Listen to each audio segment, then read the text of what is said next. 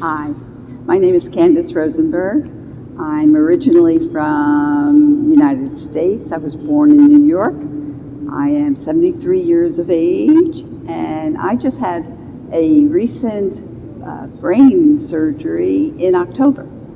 Yo soy el doctor Roberto Leal Ortega, soy neurólogo y soy especializado en trastornos del movimiento y enfermedad de Parkinson.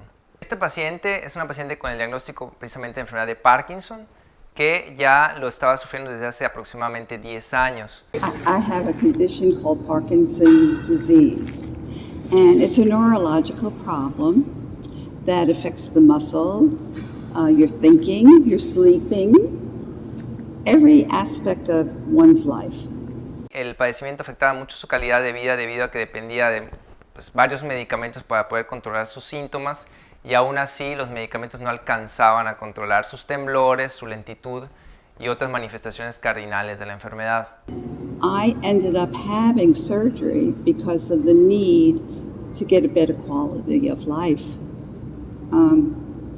Parkinson's is a terrible disease. I call it a nasty disease.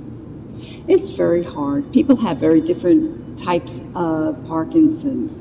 Mine was mostly the tremors, mostly not being able to sleep at all. I had difficulty walking. I would shuffle, sometimes shuffling. The body aches were tremendous. When I was on off periods, I would have burning pain in my back, my knees. It was very difficult, very difficult. Principalmente la paciente, cuando me vino a consultar, tenía dos grandes molestias. La primera era que no paraba de temblar, o sea, sus temblores muy intensos. Y la segunda era que tenía momentos en los cuales el medicamento le hacía un buen efecto, lo que conocemos como el encendido, y momentos en los cuales el medicamento bajaba mucho su efecto, o apagado, el off, ¿no? I had a previous neurologist who was giving me more and more medication. And unfortunately, the medication that was giving me more side effects, it was worsening my Parkinson's disease. And I just got a second opinion. And the second opinion said, you cannot continue on this amount of medication because you're not going to walk or talk in 2 years. So that's scary. That's very scary. So then I decided that it was time to look into something else different. And a friend of mine who happened to be a doctor was in Mexico City, and she asked around. And that led me to Dr. Leal. It was the best day in my life to have met him. He was... The first time I met him, he was so observant. I mean, it made me uncomfortable almost because he watched every move, you know, and I was like, oh, this guy knows his stuff. And very understanding, very attentive and listening, extremely listening. So I had that first appointment, and then I came back for my second appointment, and at that time he said, did you ever think of deep brain stimulation surgery? I said, no. I said, that was the last resort. I thought it was a surgery that would happen when I couldn't walk anymore or talk anymore.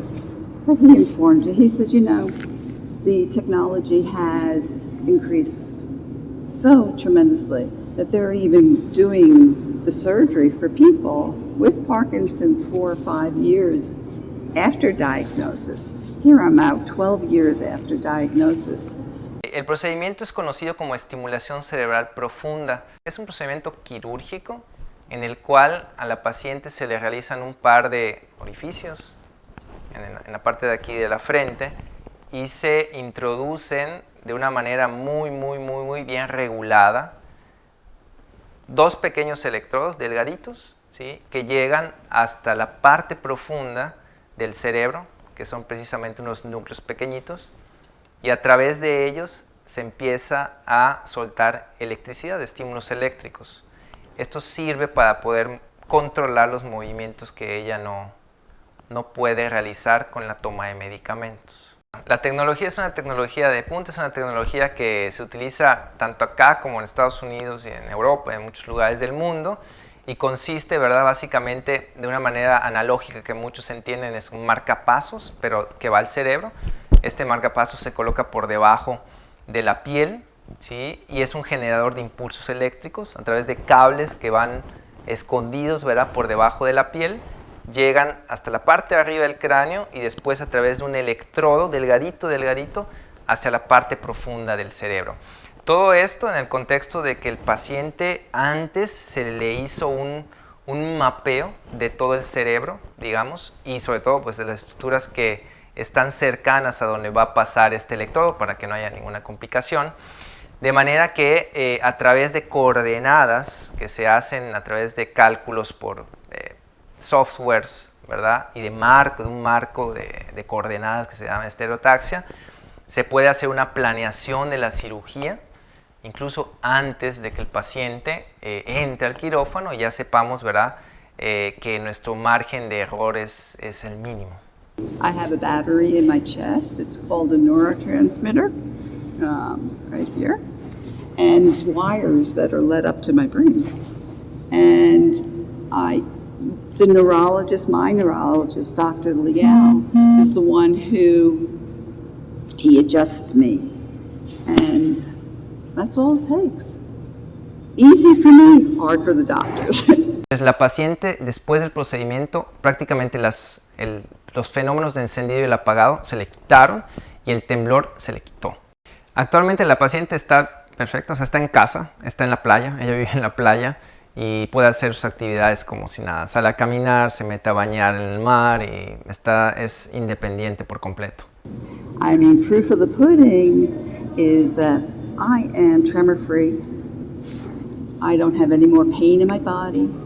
It's after the surgery, I became a whole new person. It was like living in a body that I was used to prior to Parkinson's. El éxito en esta cirugía, cuando el paciente se protocoliza bien y es un buen candidato, es muy alto. Podríamos decir que los pacientes que tienen el temblor refractario a los medicamentos y que tienen las fluctuaciones motoras y no motoras de la enfermedad que no responden con medicamentos, todos van a tener éxito con esta terapia. I would say excellent. There's nothing else. I mean, there's like a joy. There's an internal joy.